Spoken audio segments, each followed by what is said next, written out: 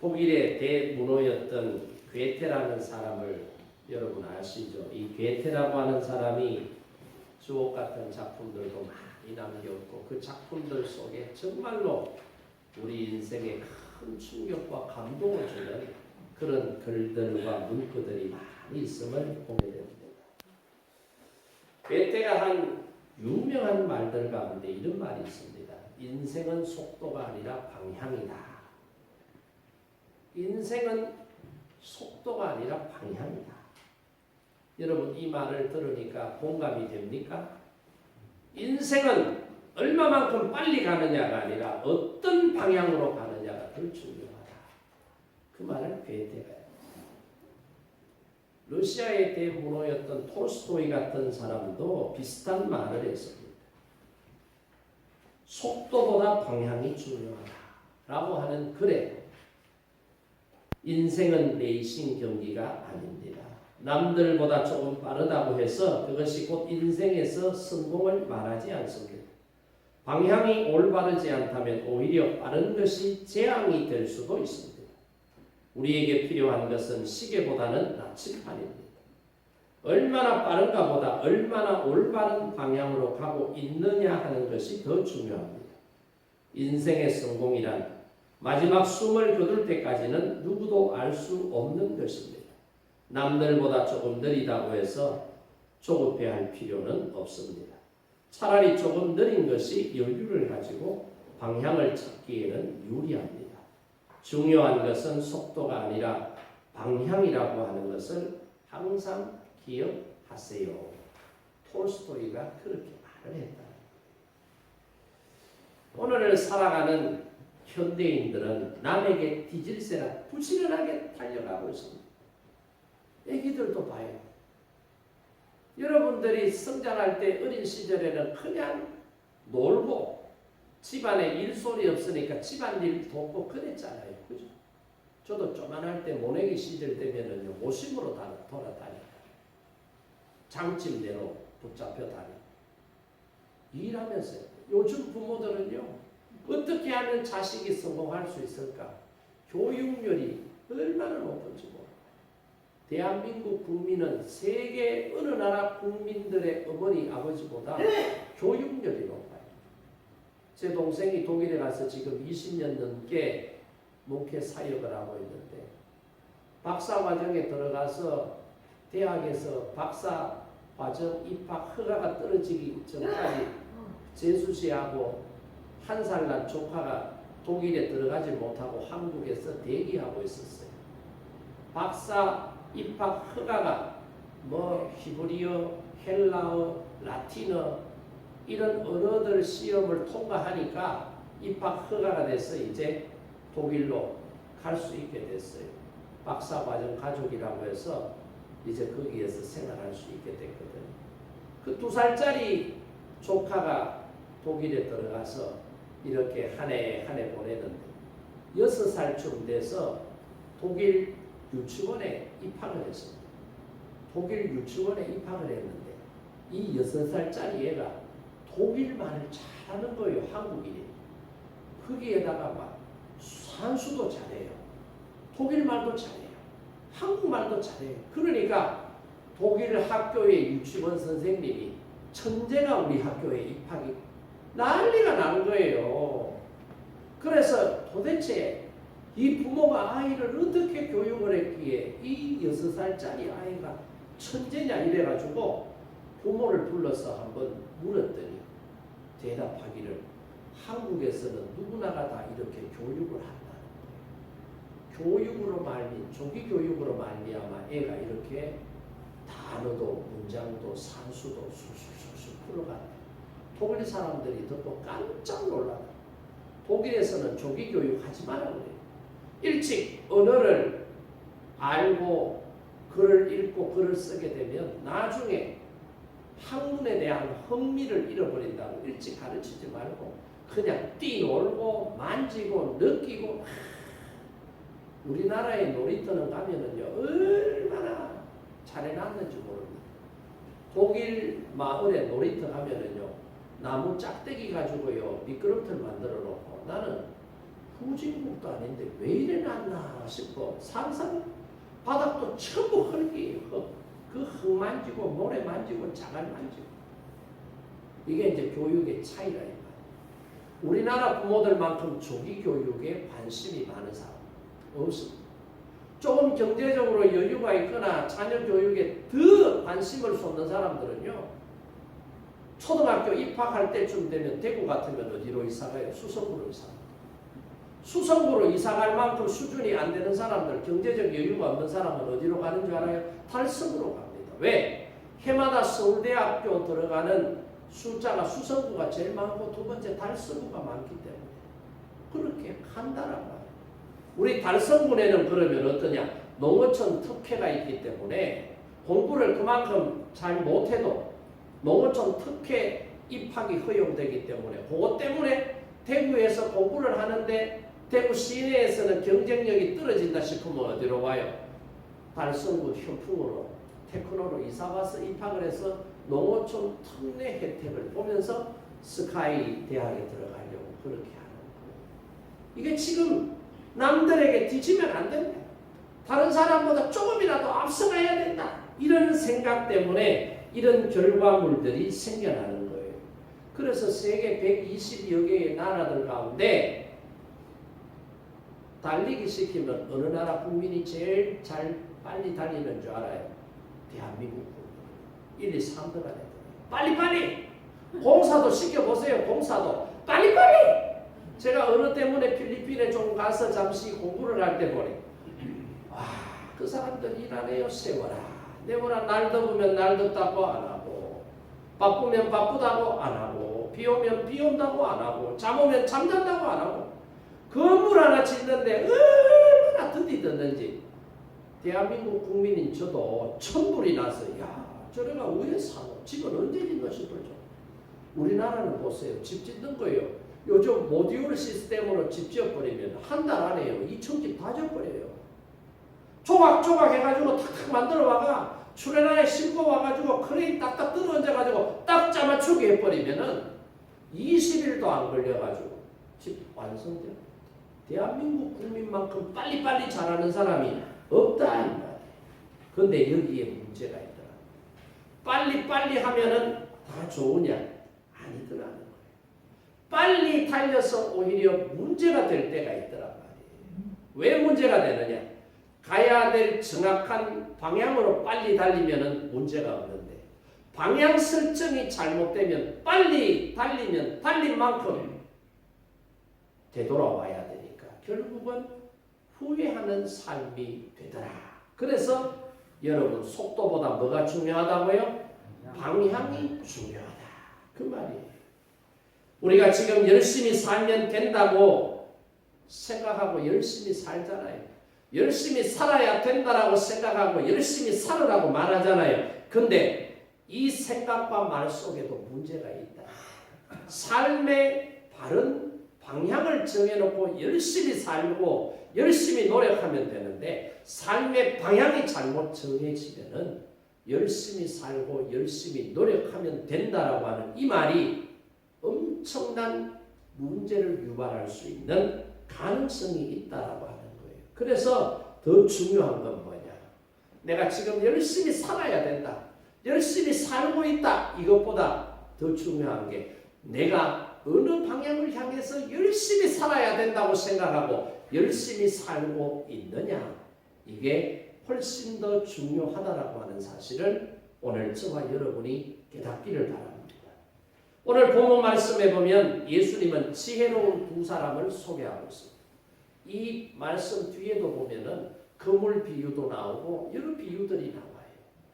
근데 오늘 본문에서 읽은 것은 두 가지 비유예요. 밭을 갈다가 보화를 발견한 사람과 진주 장사가 좋은 진주를 발견했을 때 그 진주를 사는 모습의 두 사람을 소개해주고 있습니다. 한 사람은 소작인 농부고 다른 한 사람은 진주, 좋은 진주를 구하는 장사꾼임을 볼 수가 있습니다. 자, 그럼 먼저 이 농부는 밭에서 열심히 일을 하다가 생각지도 못했는데 뭘 발견하게 돼요?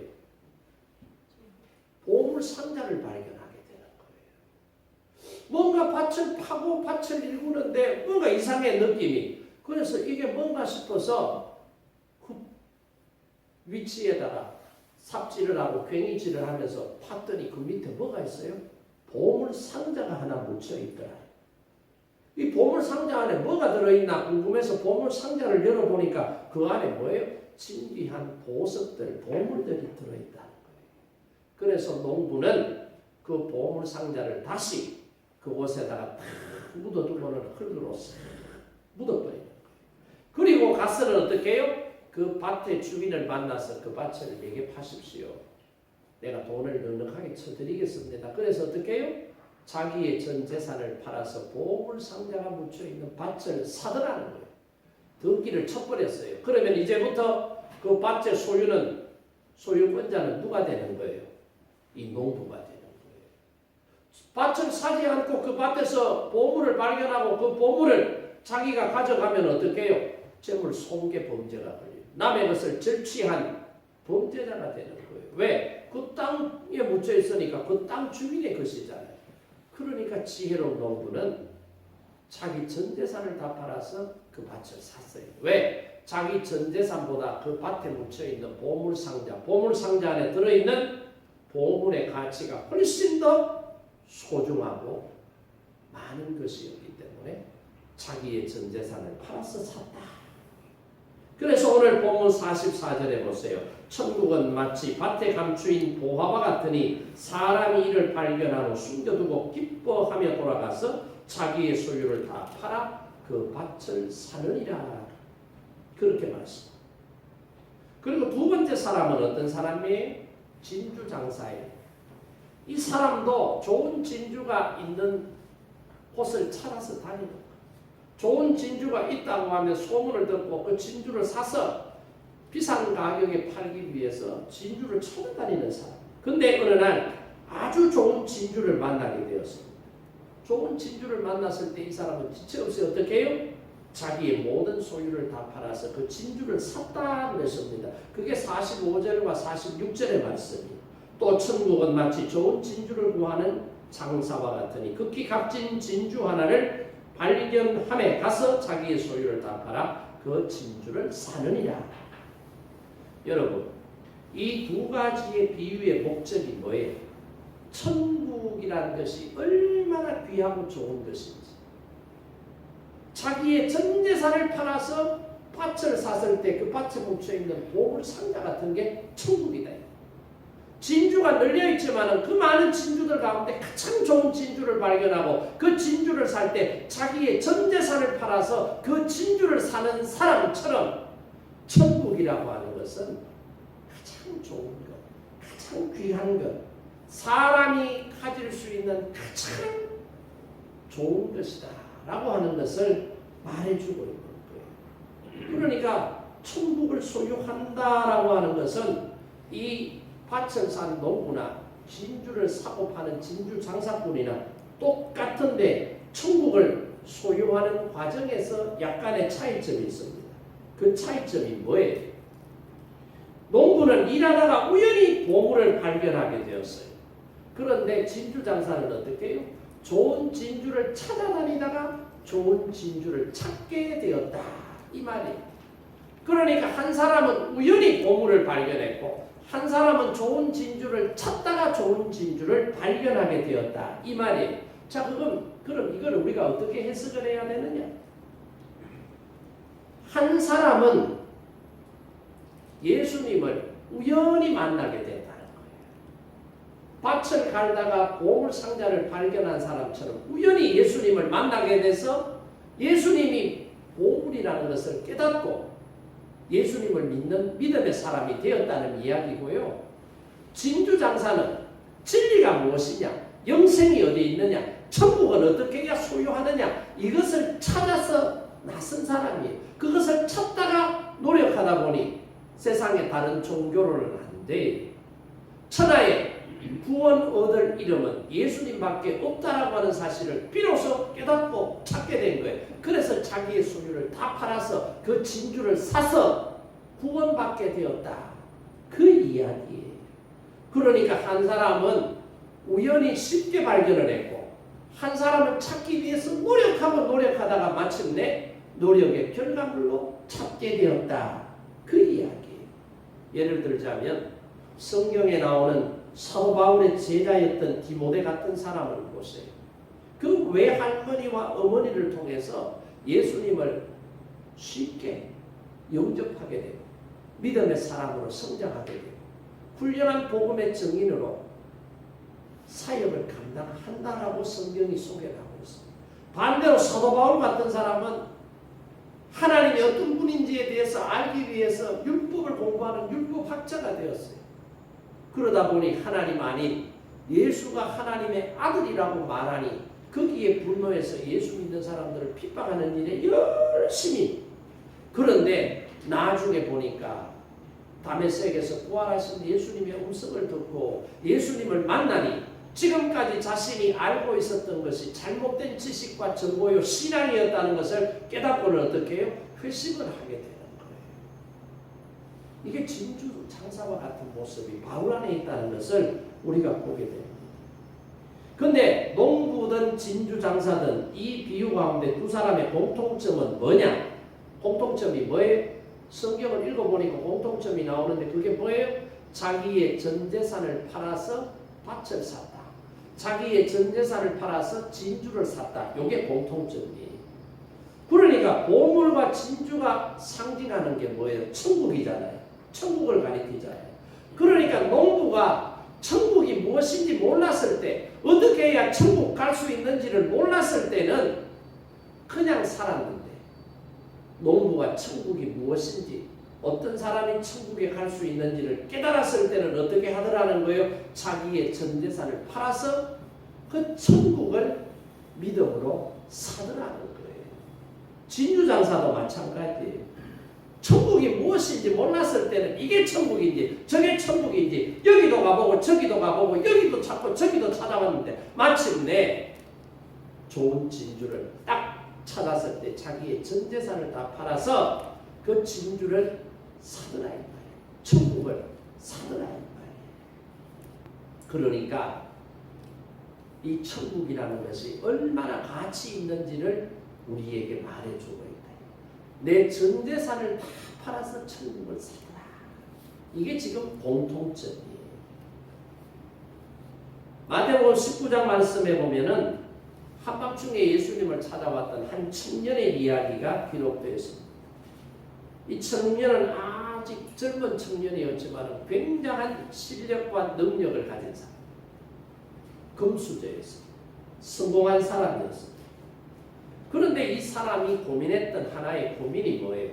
어떻게 하면 영생을 얻느냐. 세상적으로는 내가 성공했어요. 내 친구들, 내 또래 사람들보다는 먼저 성공했어요. 다른 사람들이 부러워해요. 출세했어요. 그런데 이 출세하고 젊은 나이에 성공한 부자 청년의 마음속에도 고민거리가 하나 있었다. 그 고민거리가 뭐냐는 거죠. 영생을 내가 얻을 수 있느냐는 거죠. 땅에 살면서는 내가 행복하게 편안하게 남들의 부러움을 받으면서 사는 사람이지만 나도 이렇게 살지만 언젠가는 죽을 수가 있다는 거예요. 병으로 죽을 수도 있고 사고로 죽을 수도 있고 나이 많아서 죽을 수도 있고 언제 죽을지는 모르지만 죽는 것은 분명한 사실이다. 그러면 살아있는 동안에는 문제가 안 되는데 내가 죽었을 때 내가 영생을 얻을 수 있느냐? 내가 영혼이 구원받을 수 있느냐? 내가 천국에서 하나님 나라에서 내가 영생 복락을 누릴 수 있느냐? 이 고민에 빠졌다는 거예요. 그래서 자기가 다니는 유대교에 가서 답을 찾아보려고 해도 답이 없어요. 바리새인들이 말하는 율법을 근거로 해서 자기 자신을 들여다봐 적용을 해도 확신이 생기지 않는 거예요. 그러니 그때 사람들 가운데 예수님이 하나님의 아들 메시아라고, 예수님은 훌륭하고 뛰어난 분이니까 예수님은 알 수 있을 거야 라고 하는 생각을 가지고 영생에 대한 고민거리를 가지고 한밤중에 예수님을 찾아갔다는 거예요. 그래서 선생님 어떻게 하면 영생을 얻을 수 있습니까? 라고 예수님께 질문을 하는 거예요. 그랬더니 예수님께서 뭐라고 그래요? 네가 온전하고자 할지 때 가서 너의 소유를 팔아 가난한 자들에게 주라. 그리하면 하늘에서 보화가 네게 있으리라. 그리고 와서 너는 나를 따르라. 그렇게 말씀하십니다. 이 청년은 부자였어요. 가지고 있는 게 너무너무 많았어요. 그래서 자기의 전 재산을 가난한 사람들을 위하여 나누어 주라고 하니까 이게 지금 불편한 거예요. 내가 어떻게 해서 여기까지 왔나? 산을 나에게 물려주기 위해서 내 부모가 얼마나 고생하면서 나를 위해서 헌신하고 수고하며 일하고 희생했는데 그것을 내가 모르는 사람들에게 다 나누어 준다. 이거는 있을 수 없는 일이야. 이거는 불가능해. 안 돼. 그 생각을 합니다. 그리고 산헤드린 공예원이라고 하는 젊은 나이에 성공한 사람인데 그것을 다 버리고 예수님을 따르라고 하니 이것 또한 불가능한 일이에요. 안 돼. 그래서 결국 이 청년은 예수님께서 영생에 이르는 길을 가르쳐 주셨지만 그 길을 따르지 못하고 고민하면서 지금까지 걸어왔던 자기 삶의 자리로 되돌아가게 되었다라고 하는 말씀을 우리에게 전해주고 있습니다. 왜 이 청년이 고민하면서 근심하면서 돌아갔을까? 이 청년에게는 예수님이 자기의 전 재산을 포기할 만큼 가치 있는 분이 아니었기 때문에 이 청년은 자기가 가지고 있는 모든 재산과 출세한 권력과 사회적 지위, 명예 이런 것들을 포기할 만큼 영생에 이르는 것이 예수님을 따르는 것이 가치가 있는 것이라고 생각을 하지 않았기 때문에 예수님을 따르는 것을 포기했던 거예요. 그런데 찝찝한 거예요. 영생에 이르려고 하면은 가난한 자를 위하여 재산을 나누어 주고 네가 지금 가지고 있는 너의 모든 직위를 포기하고 예수님을 따르라고 했는데 그렇지 못함에 있어서 영생으로부터 멀어진다고 생각하니 마음에 근심이 되는 거예요. 불안이 생기는 거예요. 그런데 성경에 보면 이 청년과는 반대의 삶을 살았던 사람들이 나옵니다. 세상의 그 어떤 것보다 예수님이 가치가 있어.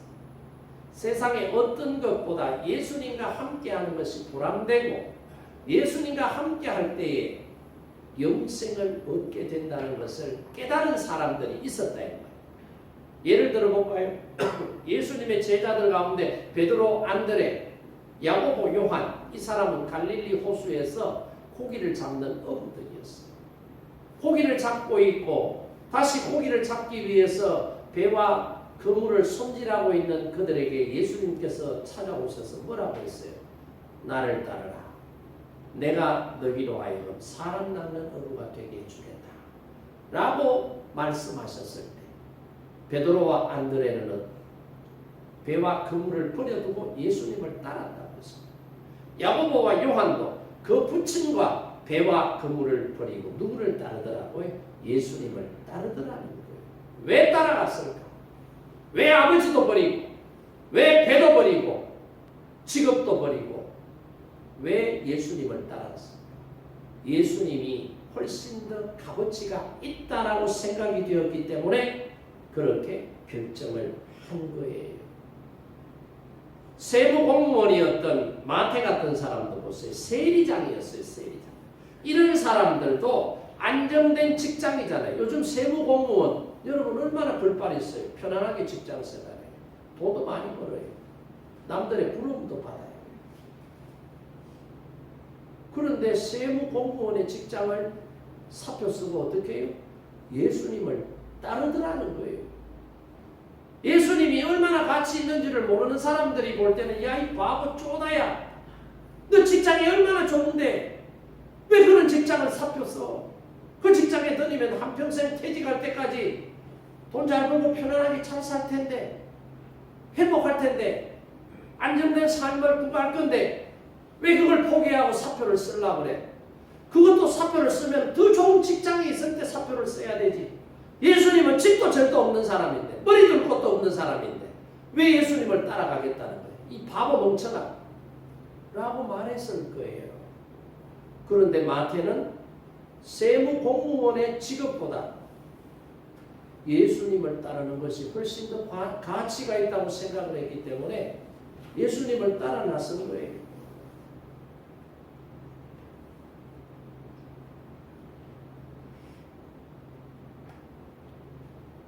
여러분은 아는지 모르겠습니다만 한때 세계 피겨스케이트를 주름잡았던 대한민국의 김연아라고 하는 선수가 있잖아요. 이 김연아가 스케이트를 넣고 다니는 주머니, 가방이 있어요. 스케이트 가방. 한 번은 김연아가 은퇴를 하고 자선 바자회에 김연아가 물품을 찬조했는데 그 스케이트를 넣고 다니는 가방을 바자회에 출품을 한 거예요. 이거 팔아서 가난한 이웃들을 도와주라는 거예요.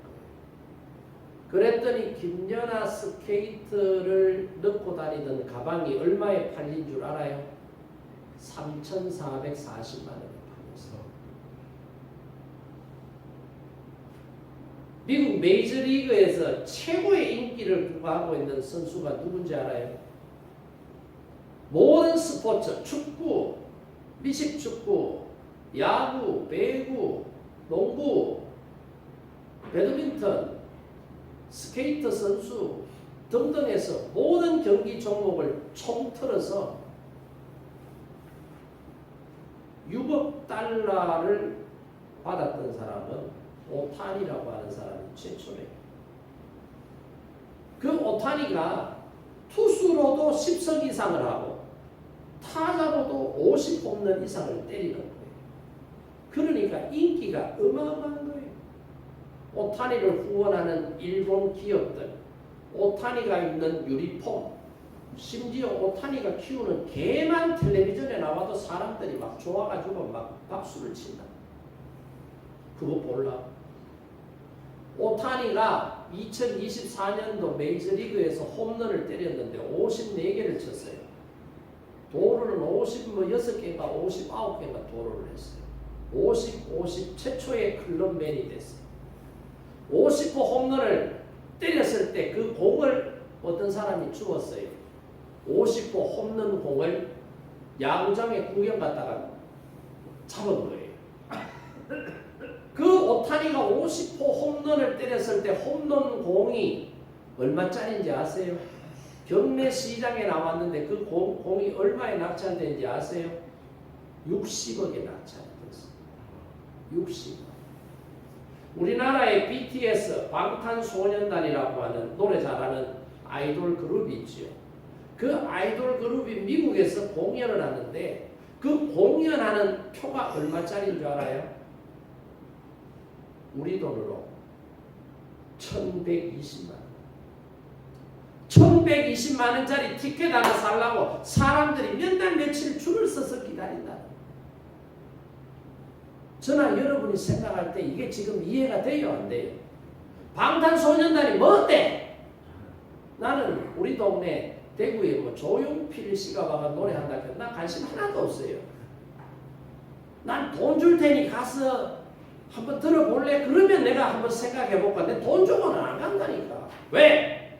조용필이는 내 인생에 아무 의미가 없다 이 말이에요. 오타니 50호 홈런공 대만 사람이 60억을 질러가지고 60억에 그 공을 샀지만 나한테는 그거 공짜로 주면 내가 받아서 기념으로 가지고 있을까? 단돈 10만 원도 주고 나는 안 사요. 왜? 오타니한테 나는 관심 없어. 오타니 홈런공 좋아하는 사람은 몰라도 나는 안 좋아하기 때문에 아무 의미가 없어. 10만 원도 아까워요. 김연아 가방 34,000원 줘도 나는 안 사요.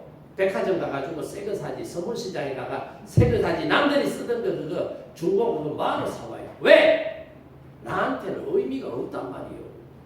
나한테는 그게 가치가 없단 말이에요. 가치가 없으니 BTS 1,120만 원, 조용필 얼마, 오타니 뭐 얼마, 김연아 어떻고 저떻고 해도 나는 신경 안 써. 왜? 나한테는 그게 가치가 없어요.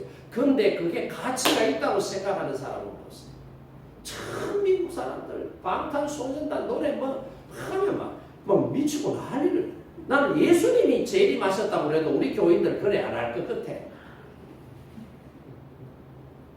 예수님이 제리마셔가 오셨다 그래도 손뼉 치고 막 손에 막 그 응원봉 형형색색의 봉 들고 그 티켓 살라고 3일 4일 동안 기다리고 그래 안 할 것 같아.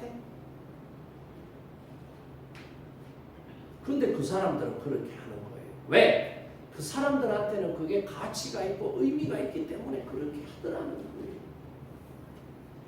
오늘 저와 여러분에게 예수님은 어떤 가치 한번 생각해봐요.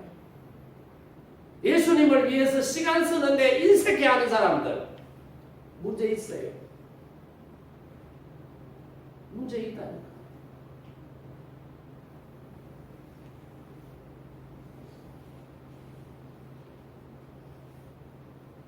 그래서 저와 여러분이 정말로 신앙생활하면서 정말로 예수님이 하나님의 아들이시고 예수님만이 나를 죄에서 구원하시고 영생에 이르게 하시는 유일한 구주라고 하는 것을 믿고 그 가치를 안다면 오늘 밭을 갈다가 보화를 발견한 사람이 자기의 전 재산을 팔아서 그 밭을 샀던 것처럼 좋은 진주가 있으면 좋은 진주를 구입하기 위해서 온 데를 찾아다니면서 마침내 좋은 진주를 발견하니까 자기의 전 재산을 팔아서 진주를 샀던 사람처럼 저와 여러분에게 예수님이 이런 소중한 가치 있는 분으로 고백될 수 있기를 바랍니다.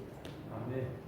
진정한 가치가 무엇인지를 알면은요, 진정한 가치가 있는 것에 투자를 하는 거예요. 성경에도 여러분 보시면은 내 인생의 진정한 가치가 무엇인지를 모르고 살았던 사람들이 있어요. 성경에 볼까요? 창세기에 나오는 사람 롯의 아내 보세요. 롯의 아내. 롯의 아내는 진정한 가치가 하나님과 동행하는 것, 하나님을 예배하고 하나님의 말씀에 순종하며 살아가는 것이라는 것을 알았더라면은 소돔과 고모라가 멸망할 때에 뒤돌아보지 말고 앞만 보고 도망쳐 나오너라 라고 했을 때 하나님의 말씀을 귀담아 들었다면, 하나님의 말씀을 가치 있게 여겼더라면 뒤돌아 안 봤을 거 아니에요. 근데 하나님의 말씀을 가치 있게 여기지 않으니까 어떻게 해요? 아이고 내 아까운 돈이 저기 다 있는데, 아이고 내 아까운 보석이 저기 다 있는데, 아이고 내 아까운 짐승들이 내 재산이 저기 다 있는데 우짜까 우짜까. 아이고 뒤돌아보다가 어떻게 해요? 소금 기둥이 되는 거예요. 에서 같은 사람 보세요. 하나님께서 장자로 태어나는 은혜를 주셨어요. 장자의 명분, 장자의 축복을 소중한 것으로 여겼다면 하나님께서 자신을 통하여 믿음의 조상의 계보가 이어지는 것을 기대하며 그 가치를 발견하고 깨닫고 고백하며 살았더라면 이 에서가 팥죽 한 그릇의 장자의 명분을 팔았겠어요? 장자의 명분, 하나님이 주신 그 장자의 축복을 팥죽 한 그릇만 여기지 않았기 때문에 팥죽 한 그릇의 장자의 명분을 팔아버린 거 아니에요.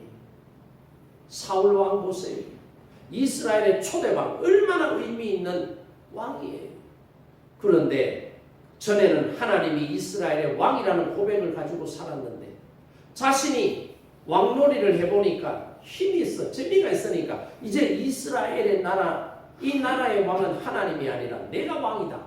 그러니까 하나님의 말씀도 우습게 하는 거예요. 하나님께서 선지자를 통해서 주시는 말씀도 우습게 하는 거예요. 지 마음대로 하는 거예요. 그랬더니 결국은 어떻게 해요? 하나님께서 선지자만이 할 수 있는 예배 집전도 어떻게 해요? 자기 마음대로 하는 거예요. 그래서 사무엘 선지자를 통해서 하나님께서 말씀하시기를 사울 왕이 망령되게 행함으로 하나님께서 사울을 버리시더라. 하나님의 말씀, 하나님의 명령이 소중한 가치가 있고 그 가치를 붙잡고 믿음으로 살아낼 때 하나님의 은혜와 축복이 유지가 되고 더 큰 은혜와 축복을 받으며 살아간다는 그 가치를 알았더라면 사울 왕이 그렇게 행동했겠느냐 이 말이에요. 이걸 몰랐기 때문에 그렇다. 몰랐기 때문에. 오늘 저와 여러분은 예수 그리스도의 가치를 깨닫기를 원합니다. 몽골에서 사역을 하다가 한국으로 들어온 이용규 선교사, 그분이 쓴 책 중에 보면은 내려놓음이라는 책도 있고 그 다음에 썼던 책이 더 내려놓음이라는 책이 있어요. 이 책을 읽고 많은 교인들이 감동을 받고 목회자들도 감동을 받아요. 내려놓았는데 이만큼 내려놨으면 됐지. 난 더 내려놓을 게 없어라고 생각하고 됐다고 생각했는데 그 다음에 나온 더 내려놓음이라는 책을 보니까 아이고 아직도 내가 내려놨다고 말하면서도 못 내려놓은 게 있네. 아까워가지고 이거는 안 내려놔야지 꽁꽁 숨겨놓은 게 있네. 그런데 하나님은 이것마저도 내려놓으라고 하시네. 그 내용이잖아요. 근데 다른 사람들이 사는 모습을 보면 여러분들이 말을 참 쉽게 해요. 고마 그거 좀 내려놓으면 좋을 게 있네. 그거 내려놓으면 편할 게 있네. 그거 내려놓으면 하나님께서 채워주실 건데 그렇게 말하는데 말하는 지는 내려놓나 안 내려놓나? 안 내려놓는다 이 말이에요. 저도 그랬거든. 저도 개를 좋아해. 난 이거 병적으로 좋아해. 내가 심리적으로 내가 가만히 나 자신을 들어보니까 어릴 때 뭔가 결핍된 부분이 있었던 것 같아요. 그 결핍된 부분은 부모의 사랑으로도 안 돼. 결혼해서 아내의 사랑으로도 안 돼. 자녀들의 사랑으로도 안 돼. 여러분의 사랑으로도 안 돼요. 하나님의 사랑으로 안 된다고 생각을 해서 그 안 되는 채워지지 않는 빈 공간 이걸 나는 개를 좋아하면서 개로 채운 것 같아. 그런데 그걸 이제 제가 다 내려놓기로 했다. 내일 되면 이제 정리할 거 마지막 정리를 해요. 이거 내려놓기까지 내가 얼마나 힘들었는지 알아요. 마누라하고 내 싸우고 자식들도 아빠 좀 하지 말라고 그렇게 안 되더라니까. 이론적으로는 내려놔야지. 아이고 이제 그만 키워야지. 저놈 걔가 나한테 뭐 심지어는 저는요 성격이 예민해가지고 기가 서야 되는데 세퍼트가 기가 서야 되는데 기가 안 서잖아요. 그럼 나 성격이 급하고 막 답답해가지고 기를 세우는 걸 막 붙여버린다니까. 설 때까지 못 기다리고 억지로 붙이고 빨리 시작버린다니까. 내가 그만큼 예민한 사람이에요. 그러니까 나를 대할 때 좀 예민하게 대해줘요. 함부로 대하지 말고 여러분 막무가내로 대하니까 내가 얼마나 상처를 받는지 몰라. 내가 예민한 사람이에요. 생긴 거는 이래 생겨도 참 말 한마디 해도 내가 상처를 받는다니까. 그런데 며칠 전에 내가 내 인생 이래 살았어. 진짜 가치 있는 게 이게 아닌데 이거 뭐 아무 쓰잘데기 없는 거 이걸 붙잡고 내가 30년을 왜 이렇게 싸웠네. 내가 돈도 많이 썼어요. 그 개 때문에. 여러분이 알면 깜짝 놀랄게요. 남들이 볼 때는 내려놓는 거 쉽다고 생각하는데 막상 나 자신은 죽을 만큼 내가 힘들었다니까. 30년 만에 내가 포기하고 내려놓는다니까. 우리가 신앙생활하면서 목사인 저도 마찬가지. 이 생명의 가치, 천국의 가치를 우리가 잘 알면은요. 이것보다 못한 거는 포기해야 돼. 이것 때문에 귀한 것을 내가 얻는데 걸림돌이 되면 이거 버릴 수 있어야 돼. 이거 못하면 여러분 천국을 소유할 수 없다. 밭을 갈았는데 보물상자가 발견됐는데 그 보물상자의 가치를 몰랐다면 자기의 전 소유물을 팔아서 그 밭을 사겠어요? 안 사지. 진주 장사가 좋은 진주를 만났는데 그 진주의 값어치를 몰랐다면 자기의 전 재산을 팔아서 진주를 사겠느냐 이 말이에요. 그런데 그 진주가 그 보물이 내가 가지고 있는 재산보다 훨씬 더 귀한 것이다. 이것을 깨달으면 이것을 발견하면 어떻게 해요? 다 버릴 수 있더라. 할렐루야. 더 내려놔야 돼. 못 내려놓는 것 내려놔야 돼. 아까워서 안 내려놓는 것 내려놔야 돼. 그건 내리고 주님을 붙잡으면 주님 안에 모든 것이 있는 줄로 믿습니다. 여러분, 우리가 주님을 믿고 주님의 사랑 안에 거하면은 주님께서 우리에게 이 세상에 사는 동안 몇 배의 복을 주신다고 그랬어요. 100배의 복을 주시고 영생의 은혜도 더하여 주신다고 그랬습니다. 내가 붙잡고 있는 건 나버리면 다 뺏겨버리는 거예요. 그래서 안 놓고 있어요. 꽉 쥐고 있어요. 그런데 놔봐요. 빈손이 되는 것 같지만 하나님께서 우리에게 주시려고 하는 은혜와 축복은 꼭 굽어지고 있는 손에는 못 얹어줘요. 여러분 한 주먹 쥐어봐요. 쥐어봐. 저 따라해봐요. 한번 해보세요. 어린이 여러분 하듯이 해봐요. 쥐어봐요. 옆에 사람이 좀 줘봐요. 받을 수 있나? 볼펜 하나 얹어줘봐요. 만원짜리 하나 얹어줘봐요. 받을 수 있나? 손을 펴야 받는. 자꾸 이걸 콕 쥐고 있으니까 하나님께서 믿음의 은혜와 축복을 내가 너를 위하여 준비하고 너에게 주고 싶은데 네가 손을 안 펴고 손을 옳게 쥐고 있으니까 줄 수가 없단 말이에요. 손을 한번 펴봐요. 펴면은 하나님께서 여기에 5만원짜리 사임당도 얹어줄 수 있고, 네? 명예도 줄 수 있고, 영생도 줄 수 있고, 주시면 받으면 돼. 손을 안 펴고 오므리고 있으니까 하나님이 주셔도 못 받는 거 아니에요. 하나님이 주시려고 해도 못 받으니까 안 주시고 있다. 정말로 가치가 있는 것을 위해서 그보다 가치 없는 것은 여러분 내려놓으십시오. 내려놓고 빈 공간이 생길 때 하나님께서는 저와 여러분에게 채워주시는 은혜가 있다. 이 말이에요. 어떤 대학 교수가 학생들에게 강의를 하면서 자신이 말하고 있는 것을 좀 더 쉽게 학생들이 이해할 수 있도록 한 예를 들어서 설명을 하는 거예요. 항아리를 책상 위에 올려놓은 후에 여러 개의 자루들을 그 옆에 다 놔놨어요. 그리고는 학생들에게 물었어요. 여기에 있는 주머니 속에는 주먹만한 돌도 있고 작은 돌도 있고 모래도 있고 물도 있다. 그러면 학생들은 이 항아리가 이게 늘어나는 게 아니잖아요. 딱 정해져 있어요. 항아리에 들어갈 수 있는 내용물은 어떻게 하면은 이 항아리 속에 여기 4종류의 자루 속에 들어있는 주먹만한 돌, 자갈, 모래, 물을 집어넣을 수 있을지 한번 생각을 해보라 그랬어요. 그러자 이 포대 속에 있던 이 주먹만한 돌을 가지고는 항아리 속에 다 집어넣으니까 주먹만한 돌이 항아리 속에 가득 찬 거예요. 한 학생이 교수님 주먹만한 돌로 항아리 다 채웠습니다. 그러는 거. 그러자 교수님이 여기 자갈돌들이 있는데 그러면 이 자갈돌들을 어떻게 채울 수 있을까요? 자갈돌을 채워보시오. 물으니까 이미 항아리에 주먹만한 돌들이 다 찼는데 어떻게 하시오? 그러는 거예요. 여러분 같으면 어떻게 하겠어요?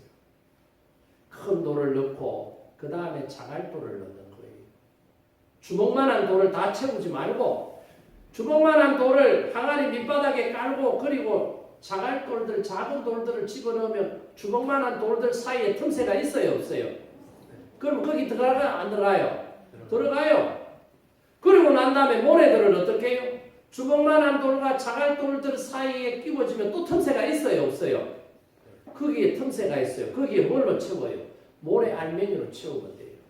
그리고는 어떻게 해요? 물을 조금 부으면 모래와 자갈과 돌 사이의 공간에 뭐가 돼요? 밀도가 더 낮은 작은 알맹이 물이 쏙 들어가요.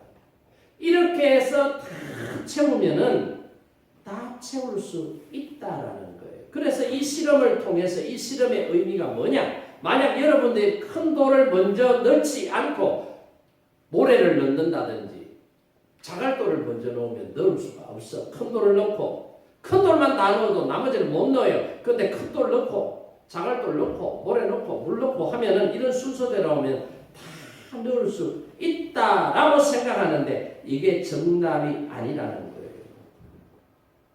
여러분의 생애에 있어서 가장 큰 돌이 뭐냐? 여러분들 생애에 있어서 가장 소중한 게 뭐냐? 그걸 생각해 보라. 성공이에요? 건강이에요? 자녀가 잘 되는 거예요? 뭐예요? 뭐든지 있다 이 말이에요. 그걸 가지고 여러분의 인생을 꽉 채워 놓으면 다른 거는 그 안에 들어갈 수가 있어요? 없어요? 집어넣을 수 있어요? 없어요? 못 집어넣어요. 못 집어넣어요. 여러분이 그렇게도 소중하게 여겼던 것들 중에 마지막 죽을 때 가지고 갈 수 있는 게 뭔지 한번 생각해 봐요. 돈 가지고 갈 수 있어요, 없어요? 건강 가지고 갈 수 있어요, 없어요? 자식 자랑 가지고 갈 수 있어요, 없어요? 직업이 아무리 좋아도 가지고 갈 수 있어요, 없어요? 아무리 대물 같은 집에 살아도 여러분 집 가지고 갈 수 있어요, 없어요? 못 가요. 다 내려놓고 가야 돼요. 여러분이 마지막 죽었을 때 가지고 갈 수 있는 것은 아무것도 없습니다. 여러분 주변에 돌아가신 분들 관 안에 눕혀놨을 때 수의 입혀놓고 얼굴, 손, 다리 꽁꽁 다 묶어놨을 때 뭐 가지고 갑니까? 집문서 가지고 갑니까? 땅문서 가지고 갑니까? 자동차를 가지고 갑니까? 뭘 가지고? 아무도 못 가지고 가져갈 수 있는 게 아무도 없어요. 그러면 잘못 산 거예요. 죽어서 가지고 갈 수 있는 거는 뭐예요? 믿음밖에 없어. 살아있을 때 우리가 가진 믿음, 예수 그리스도를 믿음으로 말미암아 구원받게 해주시는 하나님의 은혜와 사랑만 우리가 가지고 갈 수 있는 줄 믿으시기 바랍니다. 이것밖에 없어요. 그런데 여러분 돈을 위해서, 성공을 위해서, 건강을 위해서, 집 사기 위해서, 좋은 차 사기 위해서 아무리 노력해봐도 여러분이 가지고 갈 수 있는 게 없다. 오늘 저와 여러분이 정말로 지혜로운 사람이라면 밭을 갈다가 보화를 발견한 사람, 좋은 진주를 찾기 위하여 진주를 찾아 나선 지혜로운 장사처럼 가장 귀한 것이 무엇인지를 찾을 수 있기를 바랍니다. 저와 여러분에 있어서 가장 귀한 것은 예수 그리스도 한 분밖에 없다라고 하는 사실을 꼭 기억하시고 오늘 예수님 꼭 만나십시오. 예수님 안에 모든 게 다 들어있습니다. 예수님 안에 영원히 사는 영생의 축복이 그 안에 들어있다는 것을 저와 여러분이 깨닫고 내 삶에 있어서 가장 귀한 보화 같은 보물 같은 존재, 가장 좋은 진주 같은 존재는 예수님이시다 라고 하는 사실을 깨닫고 예수님 붙잡고 믿음으로 살아가는 지혜로운 저와 여러분 되기를 주님의 이름으로 축복합니다.